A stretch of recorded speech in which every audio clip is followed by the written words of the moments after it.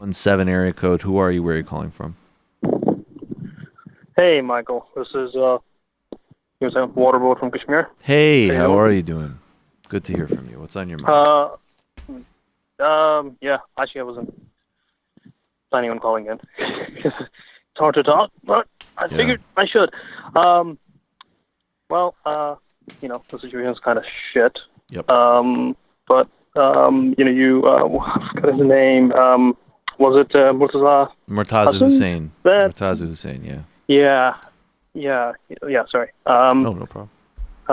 Yeah, he did go through the general overview, but I did this just for honestly, people so they know. That was on the Michael Brooks Show YouTube channel because there's some people who won't know what you're referring to. I did a Kashmir special with the Intercept reporter Murtaza Hussain. Anyways, please go ahead and tell us. Yeah.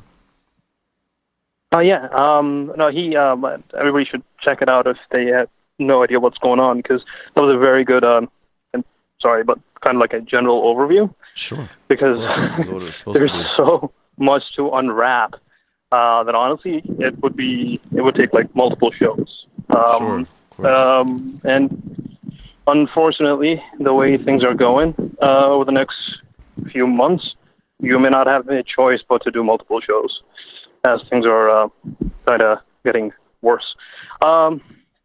So for now, all I just want to say is like the amount of apathy.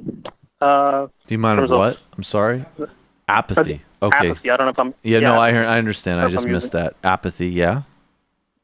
Yeah, from generally speaking, the international community and the press right now is, and I don't think it's malicious. I think it's just no one really talks about that region because there's other things to talk about that region. Is kind of heart-wrenching. But that's sort of leading to a problem now where if there isn't enough, at least voices from outside saying what the fuck is going on, pardon my French, then the Kashmiris, I mean, they already are sort of, are going to start looking inwards for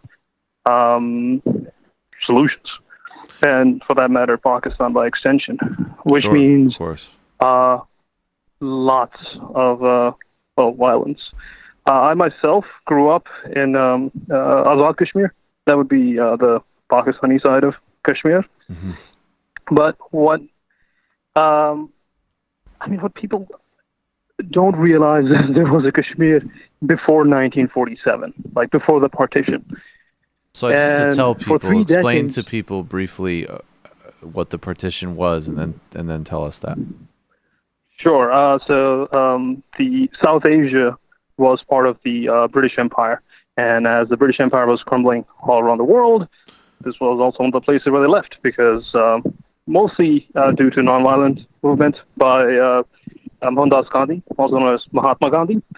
But at the end, the Hindu fundamentalists kind of went nuts, and so they wanted to create two states along communal lines, one for Muslims and one for, well, majority of Hindus, but literally everyone else.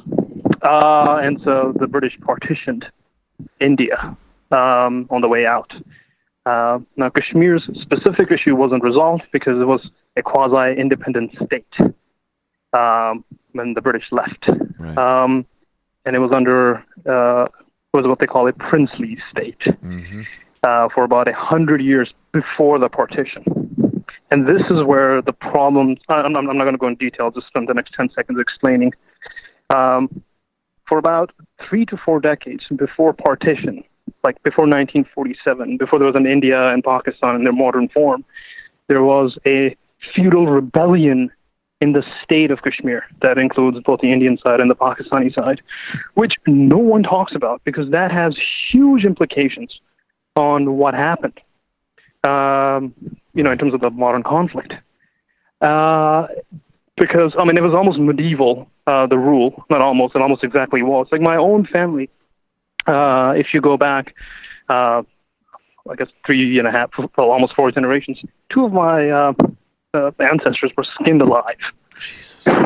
I mean, this was like normal. Right. The only quote that comes to my mind right now is the British Viceroy to India when he visited Kashmir. This was, I think, in the 1930s.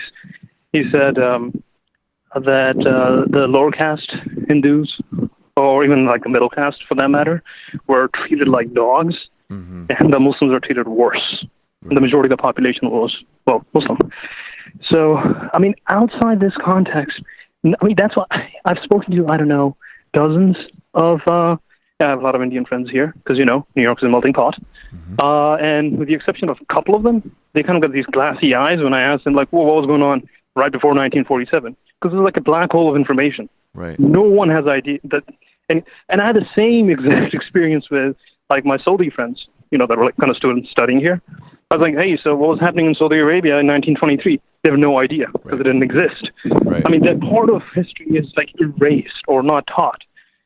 So, well, I mean, look, there's a lot to unravel. I don't want to go into that because it'll take the next 2 hours. Well, All I look, want to this say is, right now is, yeah, please go ahead. it's very important that people are at least paying attention.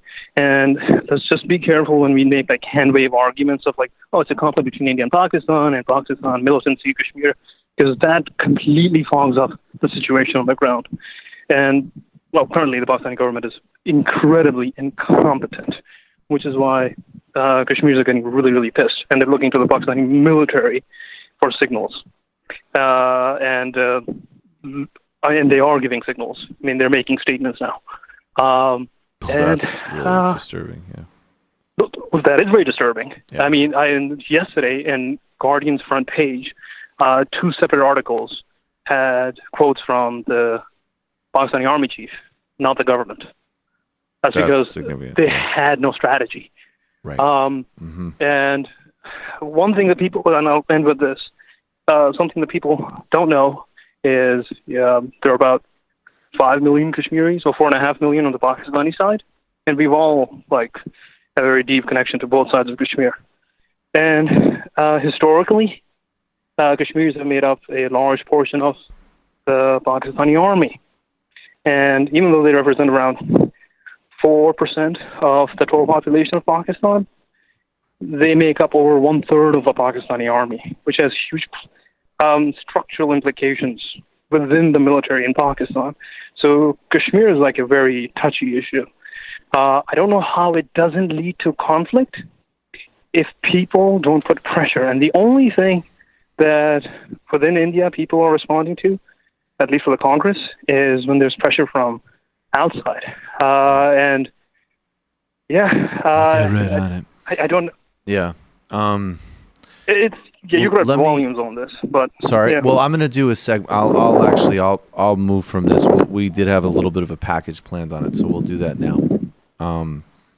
Thanks so much for the call. Please call back soon. Hang in there. yeah, man. I'm sorry. Thank you. All Good right, luck. of course. Good Yeah, luck. bye. Good luck.